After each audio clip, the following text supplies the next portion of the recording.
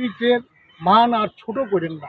আর মাথা খারাপ ছাড়া আর অন্য কোনো ব্যাপার নাই আর কি। আর মাথা খারাপ ছাড়া আর অন্য কোনো ব্যাপার নাই আর কি। একজন দাতা হাতিম চাই সমিতির নামে আবার মামলা হয়েছে।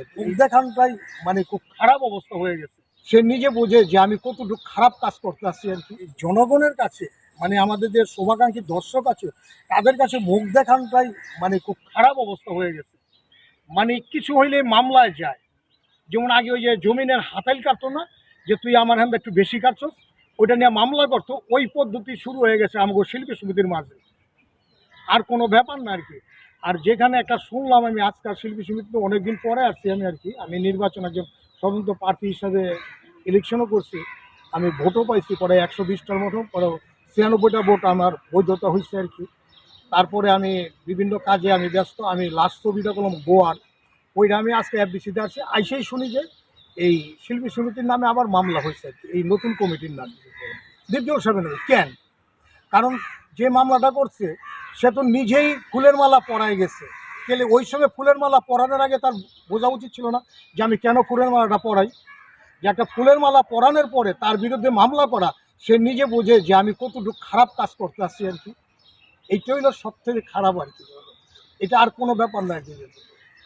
যেই কোনো জিনিস করার আগে যে আমার ভাবতে হইব, আগে ঘরে দুইজনে পেঁচাল পারলে কেউ শুনতো না, সব শিল্পীরাই শুনতো, সব শিল্পীরাই এটা সমাধান করতো, সব শিল্পীরাই সমাধান করতো। আর ওখানে মিডিয়ার মধ্যে যেমন আপনাদের মাধ্যমের মধ্যে সারা দেশ এবং ওয়ার্ল্ড ব্যাপী আর কি সবাই জানা জায়গা যে বাংলাদেশের শিল্পী সমিতি কী হচ্ছে আর কি। সেই জিনিসটা বোঝা উচিত যে কারোর সম্বন্ধে কিছু করতে হইলে এইটা বুঝা হই না করা দেবে। আর দীপজল সাহেব আমি মনে করব একজন দাতা হাতিম চাই। কারণ তো হচ্ছে কি, তার দুয়ারে যেই কোনো মানুষ গেছে কেউ ফিরে আসে নাই। শিল্পী সমিতি নির্বাচন করলো যে এইবার সে সেক্রেটারিতে, সে কি সেক্রেটারি তো, সে আরও উপরের র্যাঙ্কের লোক। সে তো খালি আমাদের ভালোবাসার জন্য সেইবার সেক্রেটারি পদে আসছে আর কি। কিন্তু তার বিরুদ্ধে মামলা করাটা মানে কী বলবো, এটা মনে করি যে আমাদের একটা লজ্জাজনক ব্যাপার আর কি শিল্পীদের। তিনি বারবার করছেন, তাহলে কি তার উন্নত হওয়ার জন্য কি ইন্ধন পাচ্ছেন? টায়ার ব্যাগিং তাকে যুক্ত করি, টায়ার ব্যাগ বলছেন তার মাথায় আসলে সমস্যা আছে। না, এটা তার মধ্যে সমস্যা থাকলেই তো সে এই কাম করে আর কি। তো তাহলে নিজে মালা পরায়া সে নিজে বক্তব্য দিল।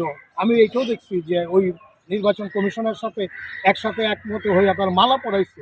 তার মাথা খারাপ ছাড়া আর অন্য কোনো ব্যাপার নাই আর কি, যে এত বড় একটা কাজ করা আর কি, বুঝছেন? তারপর মালা পরানোর পরে তার বিরুদ্ধে যদি আবার কথা বলা হয়, তাহলে এটা কী বলবে? মানুষ কি ভালো বলবে? তাহলে জনগণই বলবে যে এই লোকটার মনে হয় মাথাটা খারাপ আছে। এছাড়া আর কোনো কিছু নেই। না, আমি ওই ব্যক্তিগত ব্যাপারটা আমি যাবো না। আমি নির্বাচন সম্বন্ধেই আমি কথা বলি। কারণ সে প্রথম যে ছবিটা আছে গর্বরত্ন মা, আমরাই প্রথম করছি, ওই ছবিটাও রিলিজ হয় নাই কেন, বুঝছেন? কিন্তু আমাদের চোখের সামনে তো আসছে। আমি ওই ব্যাপার আমি কথা বলবো না কীরকম আর্টিস্ট কোনটা না। কিন্তু এই নির্বাচনের দুইটা অংশে কেস করাতে আমার মনে হয় আমাদের শিল্পী সমিতিরা শিল্পী সমাজকে একদম নিচা করা আর কি। একজন লয়ারের কাছে শিল্পী সমিতির যে আর্টিস্টের বিরুদ্ধে একজনকে অভিযোগ করা আর কি, যে কীভাবে বলবে আমি আপনি বলে দেয় আর কি, যে লয়াররা কি বলে যে আমার মক্কেল, তার মানে হলো কি যখন কেস মানে হয়ে যায়, তখন আমি একজন শিল্পী যখন কোর্টে যাব তখন উকিল বলবে যে আমার মক্কেল। আমার এইটাই সবথেকে দুঃখজনক ব্যাপার, যে নিজে ঠকি কারো বিরুদ্ধে কেউ যাতে এই কোর্টে যাতে না যায়। আমি রিকোয়েস্ট করে একটা কথা বলতেছি, কারো বিরুদ্ধে না, ঘরে বসে সমাধান করে, কিন্তু কেউ কোর্টে যায়েন না, শিল্পীদের মান আর ছোট করেন না।